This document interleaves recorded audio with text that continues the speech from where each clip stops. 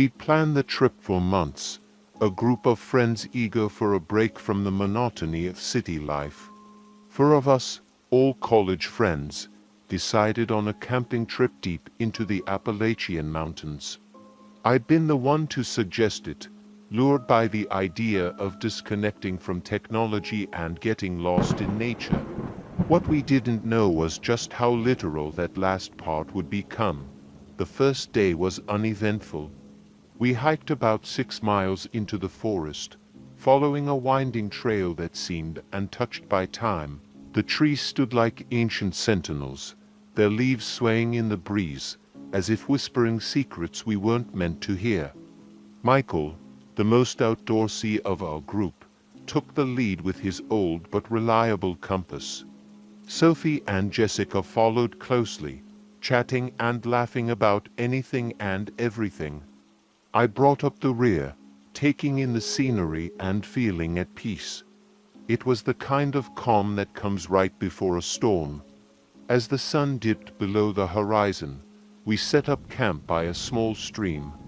It was the perfect spot, remote, serene, and far away from the distractions of modern life. After gathering wood for a fire, we cooked up a simple meal and sat around, sharing stories from our school days.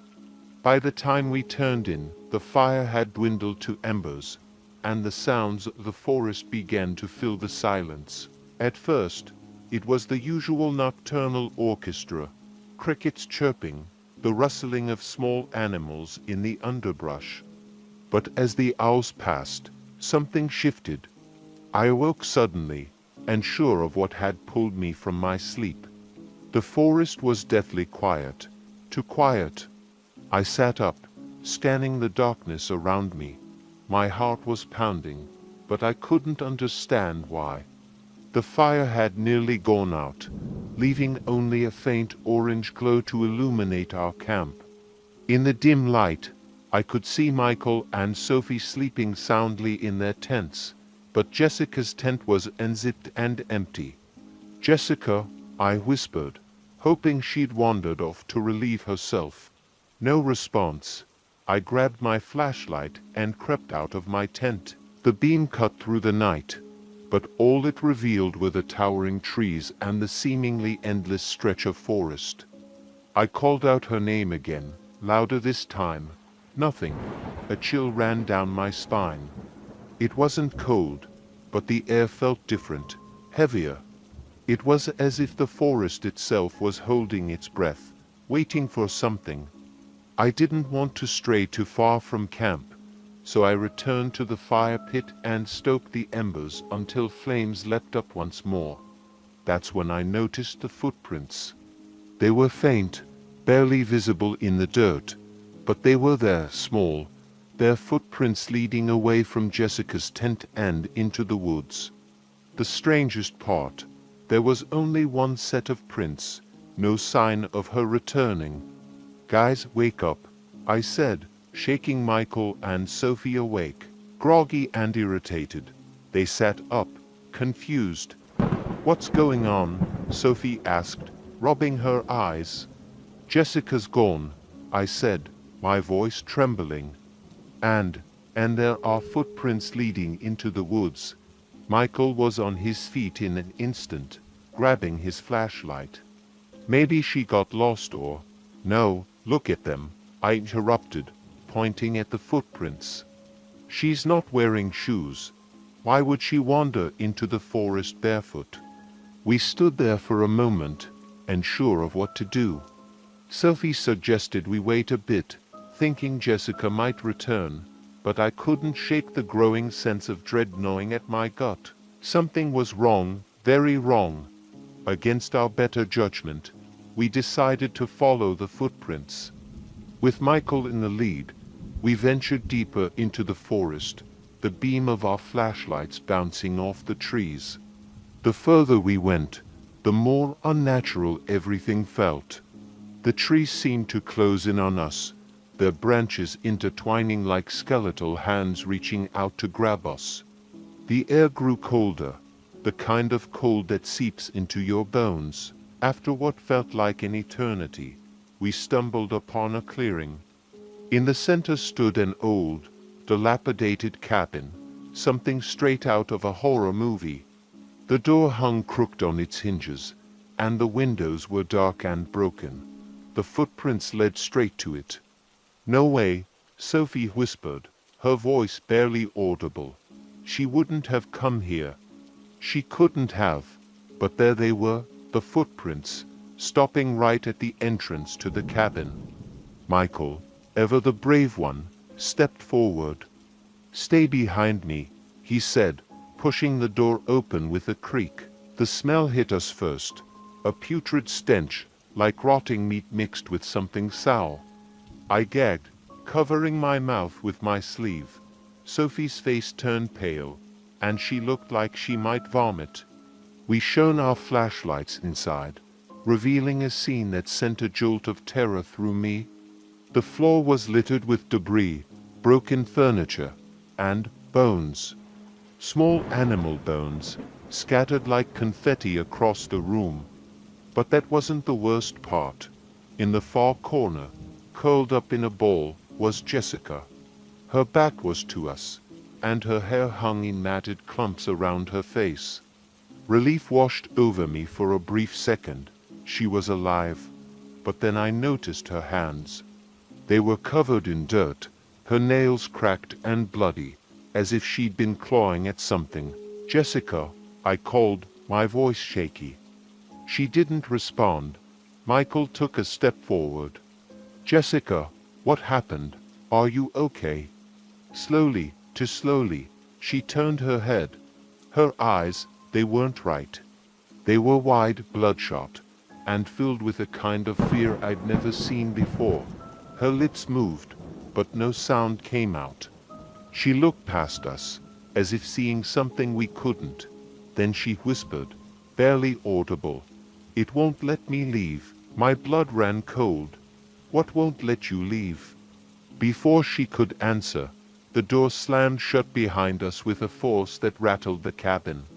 The temperature dropped even further, and the hairs on the back of my neck stood up. We spun around, flashlights darting across the room, but there was no one there, nothing that could have closed the door. Michael lunged for the door, pulling it open with a grunt.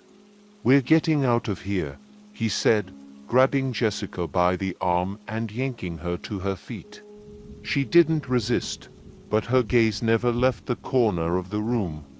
It was as if something was still there, watching us, waiting for us to make a mistake. We bolted out of the cabin, our footsteps pounding against the forest floor as we raced back toward our camp. By the time we made it, the sun was just beginning to rise, casting an orange glow over the trees. Jessica didn't say another word. She just collapsed onto the ground, exhausted, her eyes blank and distant. We packed up our gear in silence, each of us too shaken to talk about what had happened. As we made our way back to the trailhead, I couldn't shake the feeling that we weren't alone. That something was still out there, lurking just beyond the trees, watching us leave. We never spoke of that night again. Jessica moved away not long after, and I haven't heard from her since. But every now and then, when I'm alone in the dark, I can still hear her whisper, "It won't let me leave," and I can't help but wonder if it's still out there, waiting for someone else to stumble upon that cabin in the woods.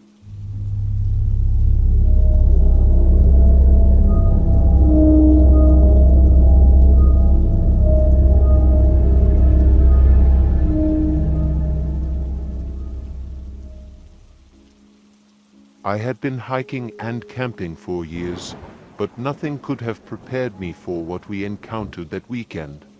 It all started as a routine camping trip with my best friend, Eric. We loved exploring lesser known areas, always searching for new places where we could truly disconnect. We found a trail on an old map that led deep into the forest, far beyond any popular camping spots. According to the map, it would lead us to a hidden campground that had been abandoned decades ago. The first day was peaceful. We hiked through the dense forest, marveling at the towering trees and the way the sunlight filtered through the canopy. It felt like we were the only two people in the world, completely alone and miles away from civilization. That was exactly what we wanted. After several hours of hiking, we found the place, the hidden campground. It was eerily untouched by time. The remnants of old fire pits and rusting camping gear were scattered around, as if the campers had just left and never returned. There was a strange feeling in the air, but we shrugged it off. We had come too far to turn back now. We set up our tents, built a fire, and settled in for the night. As we sat by the fire, Eric and I joked about the history of the campground, making up stories about why it was abandoned. I could tell that something was nagging at him, though. Every few minutes, he would glance into the forest, his eyes narrowing as if he was trying to see something that wasn't there. "Do you hear that?" he asked suddenly. I stopped talking and listened. The forest was alive with the usual sounds, crickets chirping, the wind rustling the leaves. But then, faintly, I heard it too. It was like a distant hum, almost like the sound of an engine running far away, but much more rhythmic. It was barely noticeable, but it was there. "Maybe it's just the wind," I suggested, trying to shake off the unease creeping up my spine. Eric didn't respond. He just kept staring into the trees. After a while, the sound faded, and we tried to get some sleep. That night, I woke up feeling like something was wrong. My eyes snapped open, and for a moment, I didn't know where I was. The fire had died down to glowing embers, and the forest was completely silent. Not a single sound. I reached for my flashlight and sat up, my heart pounding in my chest. Something felt off. I couldn't explain it, but it was as if the very air around me had shifted.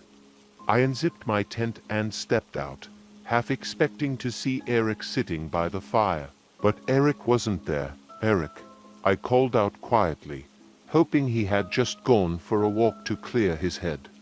No answer. I walked over to his tent, and when I unzipped it, I found it empty. His gear was still there, his sleeping bag unrolled, but there was no sign of him. Panic started to rise in my chest. He wouldn't just leave without telling me. I grabbed my flashlight and started calling his name louder, scanning the area around our campsite. The beam of light cut through the darkness, but all I could see were trees and shadows.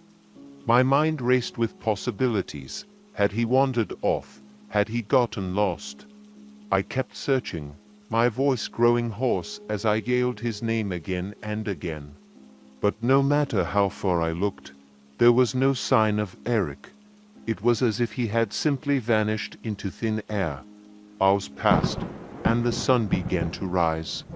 Exhausted and terrified, I returned to the campsite, hoping Eric would be there waiting for me, ready to laugh off the whole thing as a prank. But when I arrived, my heart dropped. The campsite was gone. Everything, our tents, our gear, the fire pit, it was all gone. The ground was undisturbed, as if no one had ever camped there. I spun around in disbelief, trying to make sense of what I was seeing.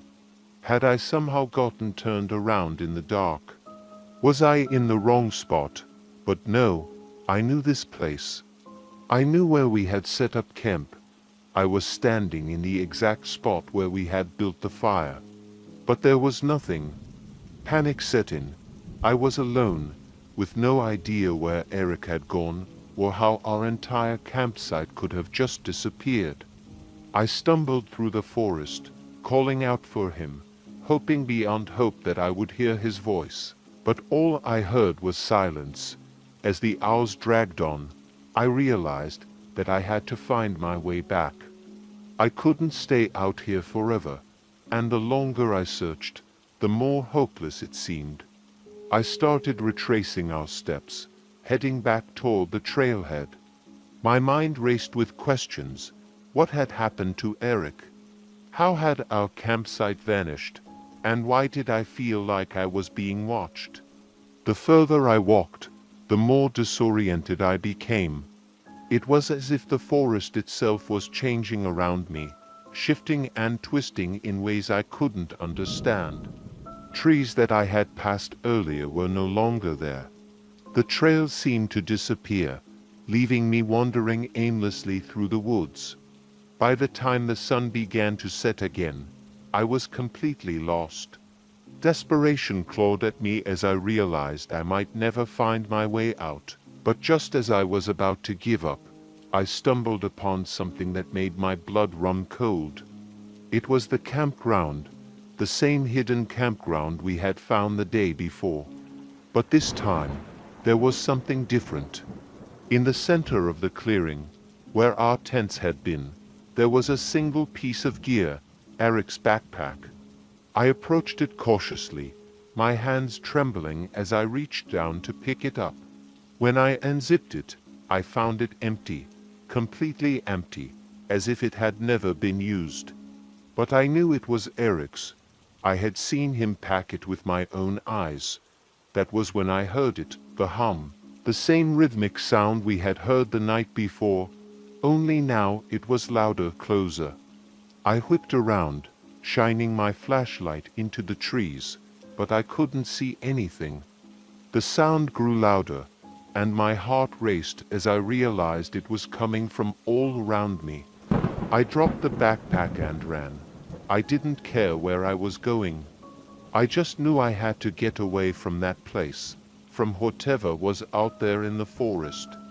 My legs burned as I sprinted through the underbrush, branches scratching at my arms and face.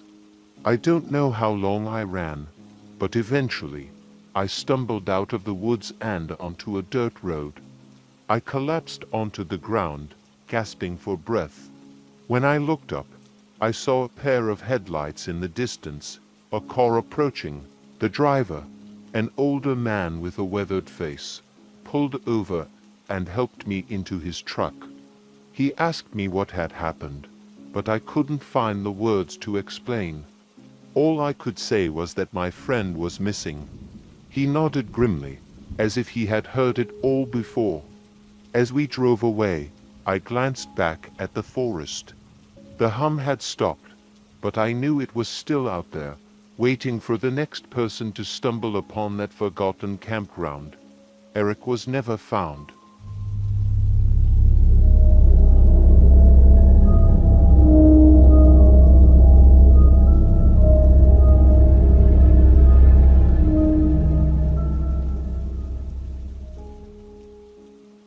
I had heard stories about the place, but I always thought they were just urban legends, something people used to scare each other around the campfire. The phantom lights, people talked about them as if they were a mystery. Some claimed they were just the reflections of headlights from a nearby road, but there was no road for miles in the area we were camping. Still, I wasn't convinced, and I certainly didn't believe in ghosts. That weekend, my girlfriend, Sarah, and I decided to escape the city and spend a few days camping in the middle of nowhere. We packed up our gear and drove for hours, finally settling on a spot miles off the main road, nestled in the foothills of a forest that seemed untouched by human hands. It was beautiful, the kind of place that made you forget everything and just live in the moment. We spent the first day hiking, exploring the woods, and enjoying the quiet solitude. By dusk, we had set up our tent near a small clearing, the trees towering around us like silent guardians. Sarah was already inside the tent, scrolling through her phone to check the time, while I sat by the fire, staring into the flames. That was when I saw it, a flicker of light out of the corner of my eye. At first, I thought it was just a trick of the fire, but when I looked up, the light was still there, faint but unmistakable, hovering between the trees about 50 yards away. It wasn't the light of a flashlight, more like a soft glow, almost like the kind of light you'd see from a candle. It didn't move, it just floated there, pulsing gently. "Sarah," I called, my voice low. She unzipped the tent and poked her head out. "What's up? Do you see that?" I pointed toward the trees, my heart starting to beat faster. Sarah squinted into the darkness, then her eyes widened. "Yeah. What is that?" "I don't know," I admitted, standing up slowly. For a moment, we just stared at it. It didn't make sense. There was no one around, no houses or trails nearby. It couldn't have been from a campsite because we hadn't seen anyone else all day. But the light was there, undeniable and real. "Maybe it's someone else camping," Sarah suggested, though her voice trembled slightly. I shook my head. "It's not a flashlight. Look at it. It's too soft, too weird." We watched it for a while longer, neither of us moving. The light stayed in the same spot, pulsing faintly, and then, without warning, it disappeared. Just blinked out of existence as if it had never been there. Sarah let out a breath she hadn't realized she was holding. "Okay, that was creepy," she said, laughing nervously. "But it's probably nothing," I nodded, though my gut told me otherwise. Something about it didn't sit right with me, but I didn't want to freak her out. So, we went back to our routine, roasting marshmallows and telling stories to shake off the unease. After a while, the strange light seemed like nothing more than a distant memory. But then it came back, hours later. As we were lying in the tent, trying to sleep, the light appeared again. This time, it was closer, much closer. I had been drifting off when I noticed the faint glow filtering through the thin fabric of the tent.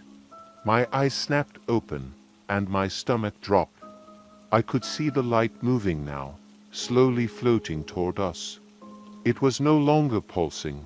It was steady, bright, and terrifying. "Sarah, wake up," I whispered, shaking her gently. She groaned, annoyed, until she saw the glow. Then she bolted upright, fear etched into her face. "What the hell is that?" "I don't know, but we need to get out of here," I said, my voice trembling. I unzipped the tent as quietly as possible and peered out. The light was just beyond the clearing now, hovering at the edge of the trees, close enough that I could see it more clearly. It wasn't natural. There was no source, no lantern or fire, just a ball of light suspended in the air. It moved slowly, deliberately, like it was searching for something or someone. "Come on," I whispered, grabbing Sarah's hand. "We're leaving."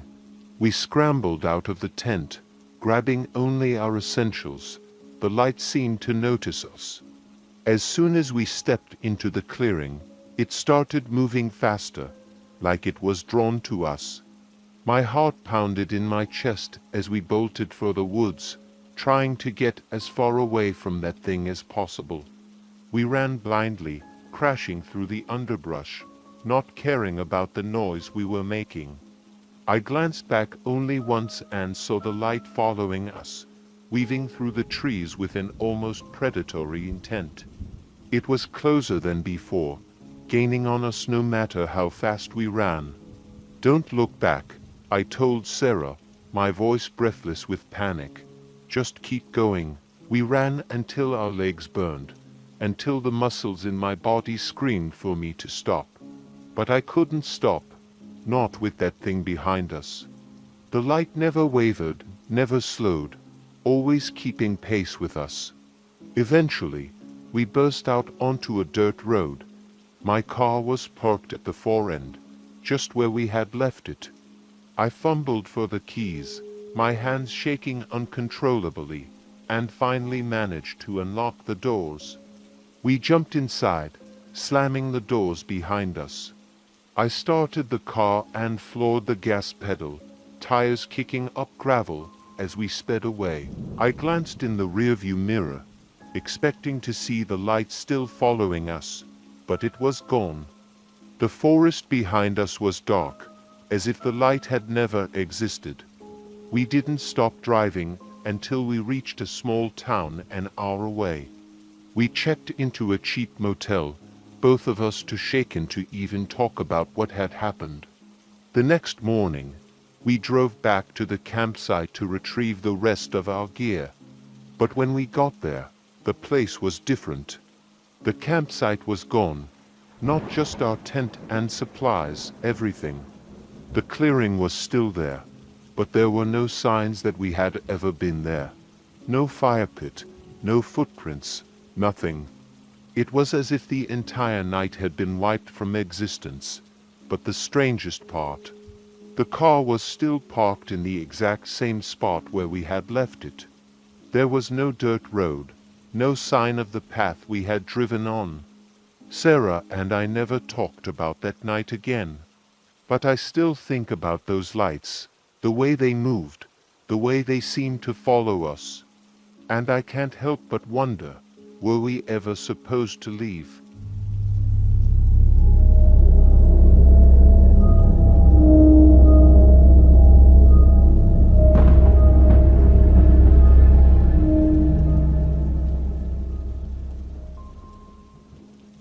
It was supposed to be a simple camping trip with my brother, Jake.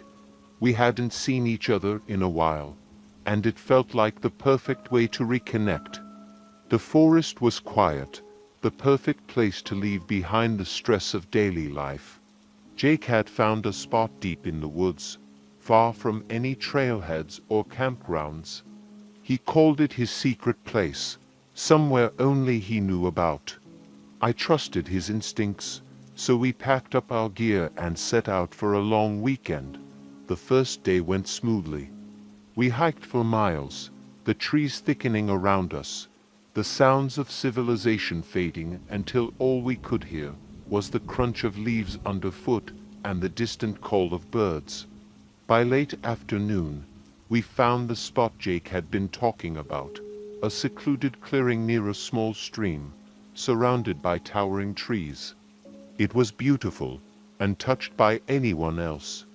We set up camp and spent the evening sitting around a fire, catching up and laughing about old times. Jake and I had always been close, but life had gotten in the way. This was our chance to reconnect, and for a while, it felt like nothing could go wrong. That was until night fell. As the fire crackled, I started to feel uneasy. At first, it was subtle, a slight prickling sensation on the back of my neck, the kind you get when you know someone is watching you. I glanced around, but all I saw were shadows cast by the flickering flames. Jake seemed oblivious, still talking about a fishing trip he wanted to plan. I didn't want to ruin the mood, so I brushed it off as paranoia. But the feeling didn't go away. In fact, it got worse. It wasn't just the sense of being watched anymore. There were sounds, soft rustling noises coming from the trees. At first, I thought it was just the wind, but there was no wind. The trees were still, their leaves barely moving. Yet, the sounds continued, growing louder, closer. It was as if something was moving through the underbrush, circling our campsite, but never coming into view. "Jake, do you hear that?" I finally asked, my voice low. He paused mid-sentence, listening. After a moment, he nodded. "Yeah, I hear it. Probably just some animals. We're deep in the woods. It's their home." I wanted to believe him, but something about the sounds wasn't right. They weren't the random scurrying of small animals or the distant steps of deer. These noises were deliberate, steady, like someone, or something, was stalking us. "Do you think it's a bear?" I asked, trying to sound casual, though my heart was starting to race. Jake shrugged. "Maybe. Just keep the fire going. We'll be fine.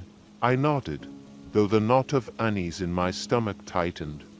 We kept the fire burning bright, its light casting dancing shadows across the trees. The sounds continued for a while, but eventually they stopped. For a moment, I started to relax, convincing myself that whatever it was had moved on. That was when we heard the whisper. At first, it was so faint I thought I had imagined it, a low, breathy sound carried on the night air. But then it came again, clearer this time. It wasn't the wind, it was a voice. "Get out." I froze, my blood turning to ice. I looked at Jake, my mouth dry. He had heard it too. His face had gone pale, his eyes wide with fear. "Did you hear that?" he whispered. "Yeah," I replied, my voice barely audible. We sat there, staring into the darkness beyond the fire, our hearts pounding in our chests. The whisper came again, louder this time. "Leave, now." It was coming from the trees, from somewhere just beyond the reach of the firelight. My mind raced, trying to make sense of it. There was no one else out here. We hadn't seen another person all day. Who, or what, was whispering to us? "We need to go," I said, standing up suddenly. "Now?" Jake nodded, his expression grim. We quickly packed up what little we could, not bothering with the tent or the rest of our gear. The whisper continued, growing more insistent, more threatening. "Leave before it's too late." As we fumbled with our bags, I caught a glimpse of something in the trees, a shadowy figure, barely visible between the trunks. It was watching us, unmoving, its form blending into the darkness. My heart skipped a beat. I grabbed Jake's arm. "Run!" We bolted, sprinting through the woods, branches slapping against our faces and arms as we crashed through the underbrush. The whisper followed us, growing louder, angrier. It was no longer a distant voice. It was right behind us. "Leave before you die." We didn't stop running until we reached the edge of the forest, where our car was parked. Panting and drenched in sweat, we jumped inside, slamming the doors shut. I fumbled with the keys, my hands shaking uncontrollably, and finally started the engine. As we sped away, I glanced in the rearview mirror. The figure was standing at the edge of the trees, watching us leave. Neither of us spoke the entire drive back to town. It wasn't until we were safely in my apartment, hours later, that Jake finally broke the silence. "What the hell was that?" he asked, his voice shaking. I didn't have an answer. All I knew was that we had been warned by something. Something that didn't want us there, and it had made sure we left. The next day, we returned to the woods to retrieve our gear, but when we reached the clearing, everything was gone. Our tent, our bags, even the fire pit. It was all gone, as if we had never been there. The only thing left was a single piece of paper, lying in the center of the clearing. I picked it up, my hands trembling as I unfolded it. 2 words were scrawled across the paper in jagged, uneven handwriting. "Stay away. We haven't been back to that forest since, and we never will."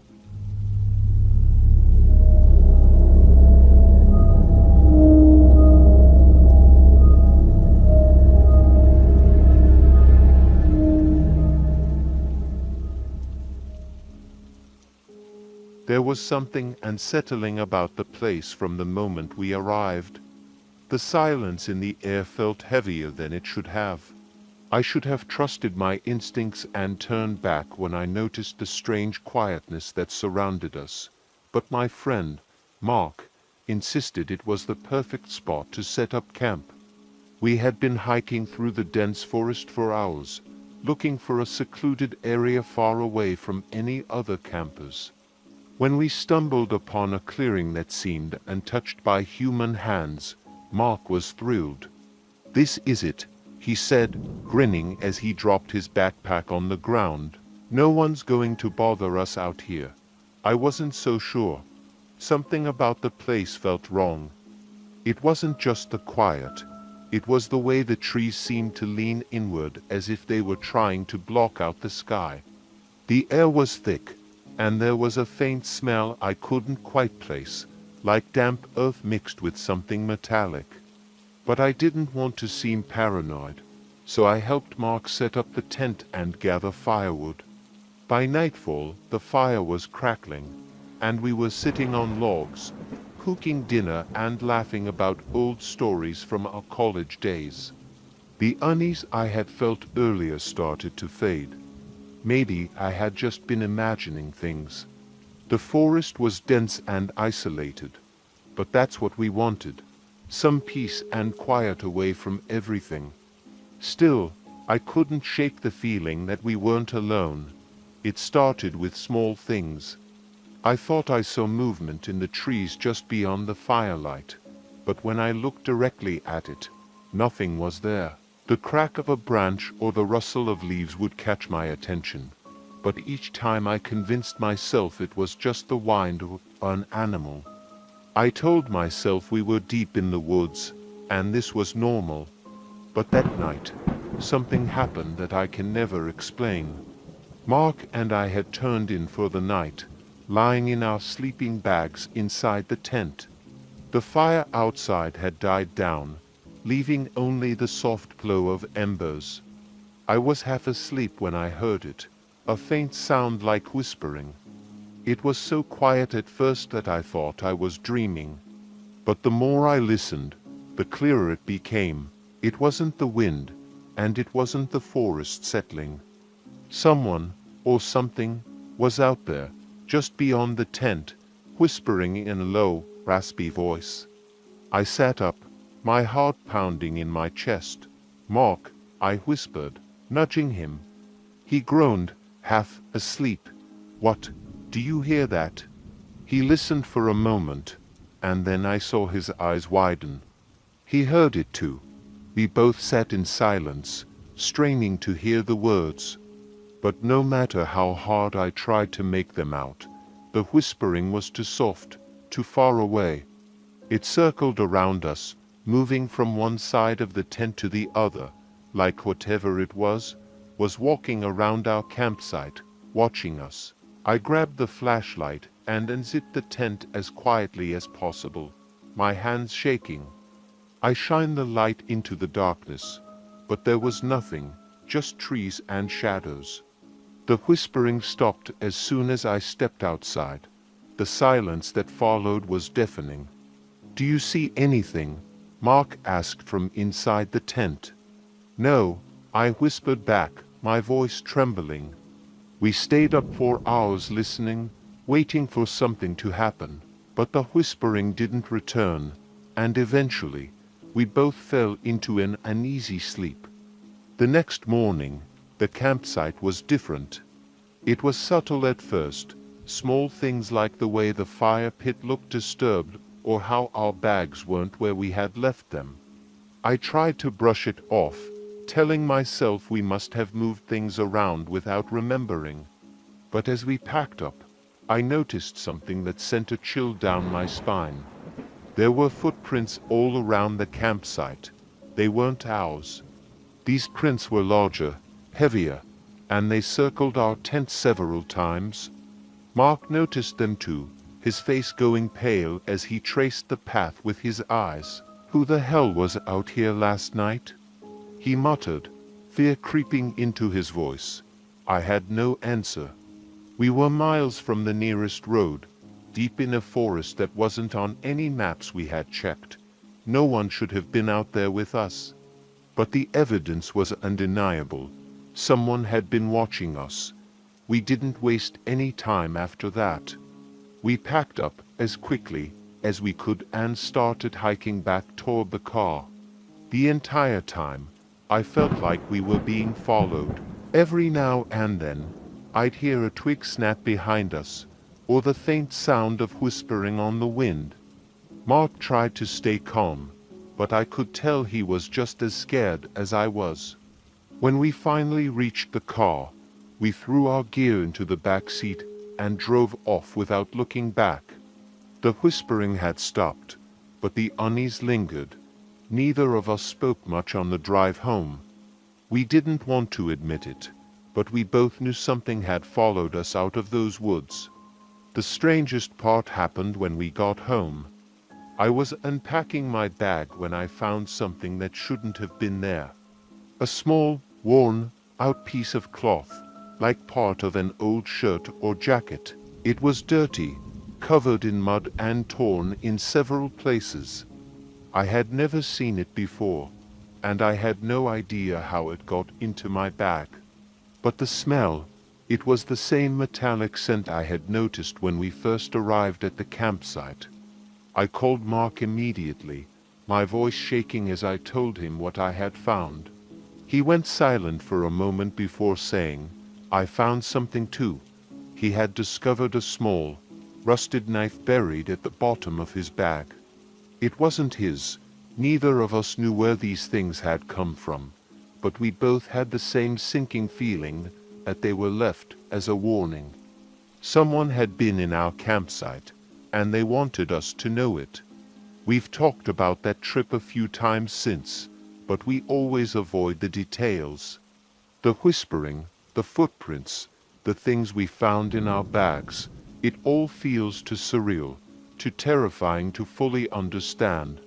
One thing is certain, though, we'll never go back to that forest. Some places are better left alone.